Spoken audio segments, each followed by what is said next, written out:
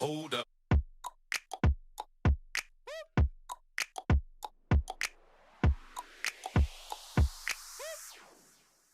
I hope you're having a great day and I hope you're staying safe at home. I hope you had a beautiful weekend. Today I want to talk about hair fall, the thinning of hair, the graying of hair, the whitening of hair. Yep, it's part of age if you're aging at the right pace. But most human beings are aging rapidly because of pollution, because of stress, improper lifestyle, improper diets, overdoing it on things that aren't good for us. Most of us are aging rapidly. And yet, hair fall seems to be a problem that plagues millions and millions of people. Most people look for shortcuts. They look for treatments and all of these things, which I don't have a problem with, unless you're addressing the root cause of your problem. You'll do the treatment, but tomorrow you'll have new problems because you never addressed the root cause of the problem. So in today's video, we're going to kind of break it down. Hair fall revolves around many things that could be going wrong in your body. The number one is your gut. If you have poor gut health, it affects your hair. Because not only does the absorption of minerals happen in your body that's required for your hair, but in your gut, but also the assimilation of it. So you may be eating the best diet in the world, but if you have poor gut health, you're not even absorbing most of the nutrients and the vitamins and the micronutrients that are required for your hair.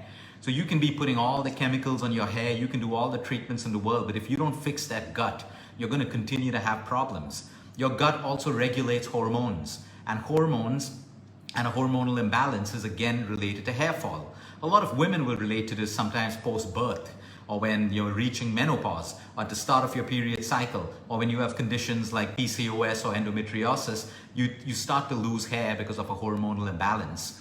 Whether it's progesterone, whether it's estrogen, whether it's testosterone, prolactin, all of these levels in imbalance can cause you to lose your hair, thin your hair, or change the quality of your hair. I'm going to give you a list of tests that you can do to check before you jump into quick fixes. I understand hair is important to all of us, okay, not taking away from that, but let me understand, in your desperation, don't let people feed you quick fixes that may just give you a little bit of success, and after that, you're searching from one solution to another. Let's get down to the basics. So number one, we need the right amount of vitamin D3, and almost 1 in 2 people that we consult with every day for the last 5 years have low vitamin D.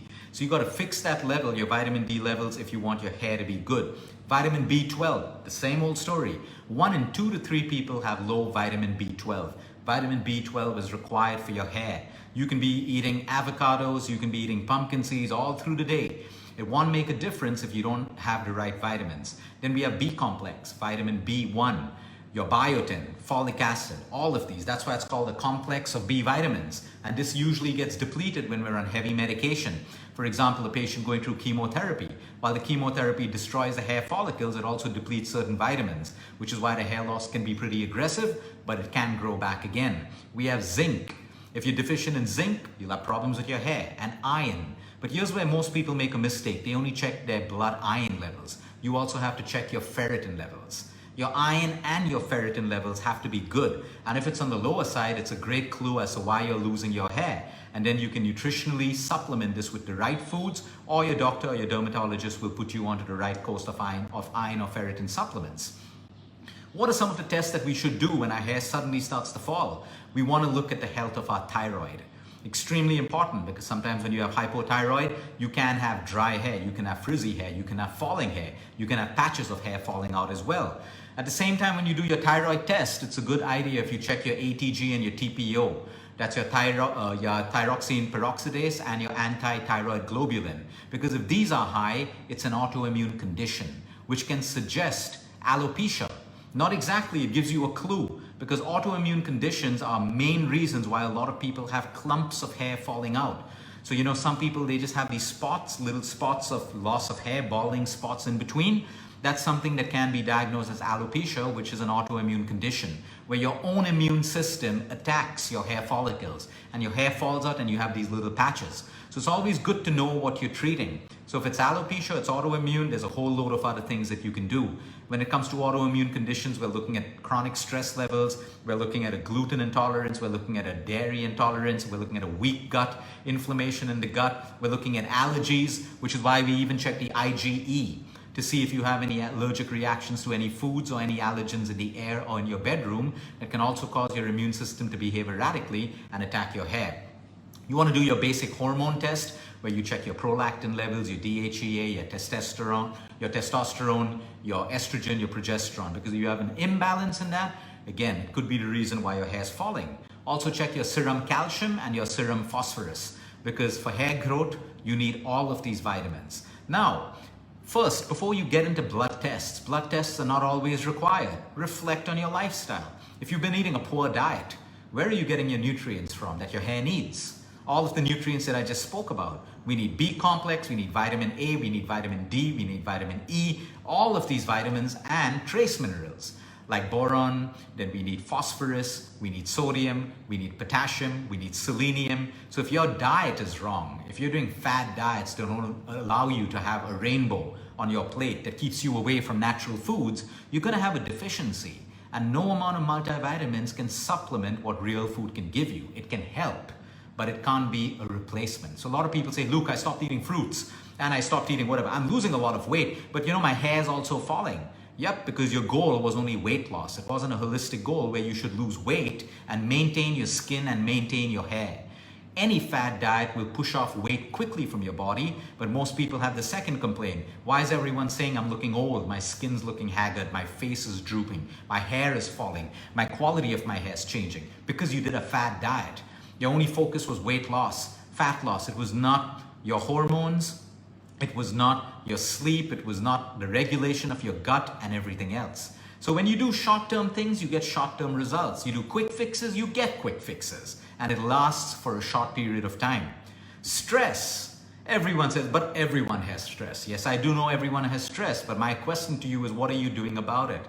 Because it is proven scientifically, medically, in every single form of medicine that chronic stress causes your hair to be weak.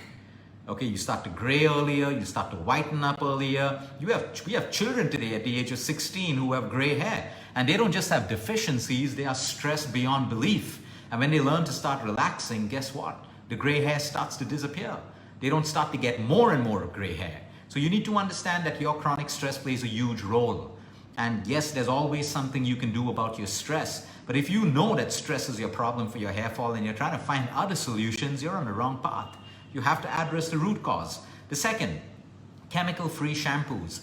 Let me tell you right now that all the cosmetics out there in the market, all with chemicals, you may think it's doing well for you in the long run, but what are the chemicals doing?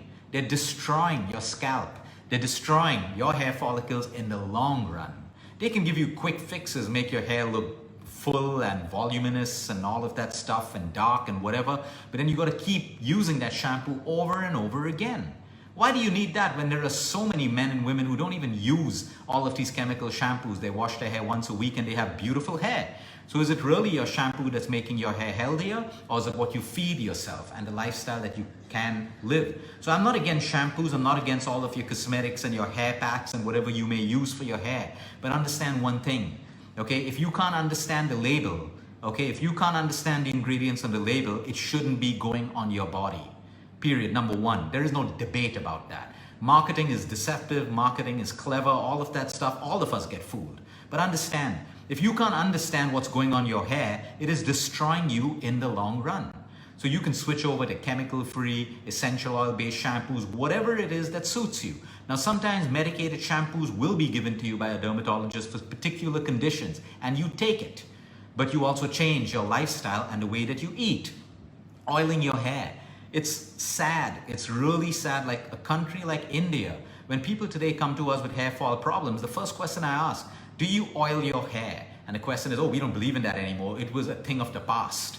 And let me tell you, you look around at women, most women and men who oil their hair, be it in South India or other parts of India, and they have better hair than most of the men and women who spend tons of money on cosmetics and hair treatments and all of that stuff. Never forget the basics. Very few people will be advised not to use a hair oil because maybe their scalp is too oily or they have, psoriasis or a psoriatic scalp or whatever it is. But most people should be going back to basics and nourishing the scalp and the hair follicles with oil. Whether it's coconut oil, whether it's sesame oil, whether it's a mix of coconut, sesame, castor, whatever it is. You can come up with so many mixes that suits your hair and your scalp. Never forget the basics. Never forget the basics. Oiling of your hair is mandatory for your hair health, whether it's your children, yourself, men and women. Exercise. If you're sedentary, you don't have the right amount of blood circulation. We understand gravity. Okay, we need the right amount of blood flow that carries nutrients and oxygen to every cell in the human body against gravity. That's why when you do yoga, your inversions, your headstands, all certain asanas drive blood flow towards your brain, your scalp. And that's why certain asanas in yoga, deep breathing exercises are excellent for your hair growth. So you see, it's not just about the chemicals and the quick fixes, it's about little things that you can do every single day. You need exercise, you need yoga, you need movement. Sleep. The easiest way to destroy the quality of your hair and your skin is by being sleep deprived. It's as simple as that. The beauty vitamin is vitamin S. Whether it's your hair or your skin, it is sleep. Deep sleep, and that's why they call it your beauty sleep. You have a good night of deep sleep, wake up in the morning, and you just love the way you look, how your skin shines, how your skin glows, how your hair feels. So you have the choice of chemicals that don't promise you nothing, and you have the choice of lifestyle. Try to find a balance between both of them, but lean more towards nature. Pool water.